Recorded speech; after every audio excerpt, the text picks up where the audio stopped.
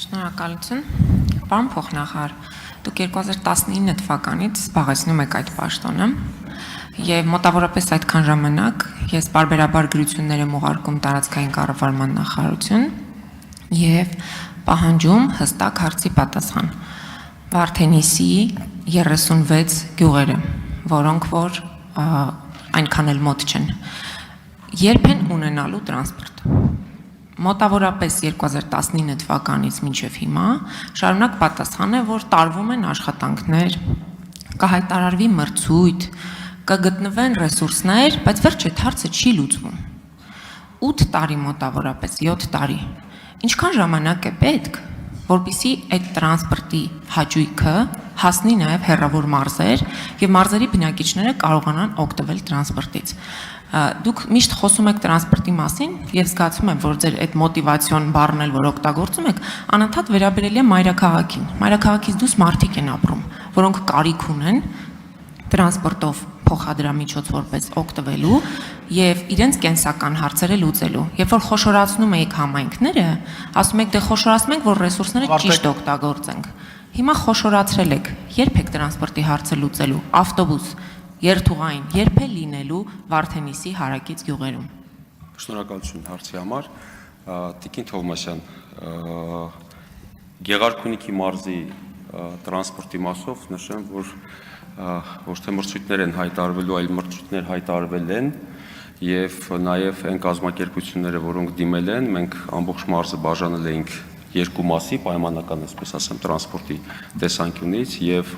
մի հատվածում այն հաղթող կազմակերպությունը, որը պետք է ներկայացնել տրանսպորտային միջոցները, չի ներկայացրել իր բոլոր հետևանքներով, ինչը վերաբերվում է ձեր կողմից նախանշված տարածաշրջանին, ապա ներհամայնքային փոխադրումների դեպքում, այսինքն համայնքը կարող է իր խոշորացված համայնքի շրջանակներում այդ տրանսպորտային ուղևորափոխադրումները կազմակերպել։ Չնայած հիմա համայնքների եւ մարզպետի աշխատակազմի եւ նախարարության միջև քննարկումներ են գնում չհաջողված, այսինքն մրցույթներում մասնակցություն չունեցած կամ մրցույթներում հաղթած եւ տրանսպորտային միջոցների չմատակարարած կազմակերպությունների վարկագծից հետո ինչպիսի մոդել մենք կարող ենք կիրառել այդ ուղղությամբ։ Շնորհակալություն։ Շնորհակալություն։ Ես արձանագրեցի, որ 7 տարի հարցը չի լուծվել եւ ձեր պատասխանից էլ հասկացա, որ առաջիկա 7 տարում էլ այդ հարցը չի լուծվելու։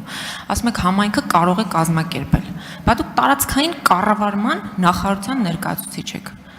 Բայց այդ ո՞նց եք կառավարում, որ չեք կարողանում այնպես կառավարել, որ համայնքներում գործի տրանսպորտ։ Եվ մարդիկ կարողանան մի անձնագրի համար գնալ խոշորացված համայնք, անձնագրային վարչությունները եւ տարածքային կազմակերպությունները լուծարեցիք 100-120 կիլոմետր պիտի գնան, մի հատ անձնագրի դիմում գրեն, հետո մի քանի օր հետո գնան, այդ անձնագրի դիմումի հետևից որ անձնագիրը ստանան, մերժում ստանան, հետո նորից գնան ու այդ ամեն ինչը տաքսիներով։ Բայց ո՞նց եք կառավարում։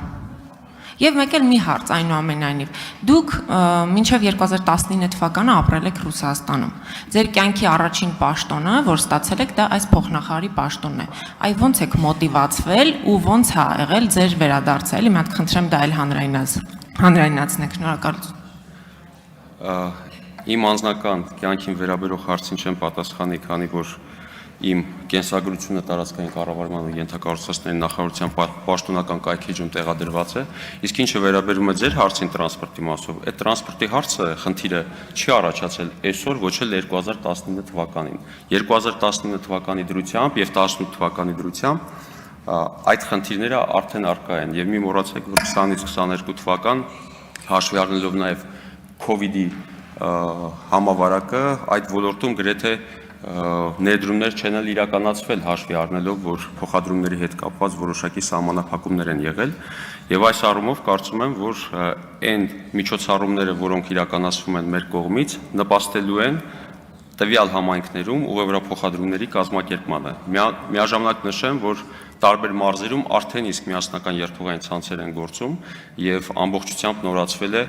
շարժակազմի եւ քաղաքացիները գոհ են տվյալ տեսակի փոխադրումներից։ Կարծում եմ այդ ուղղությամբ մենք շարունակելու ենք աշխատանքները, շնորհակալություն։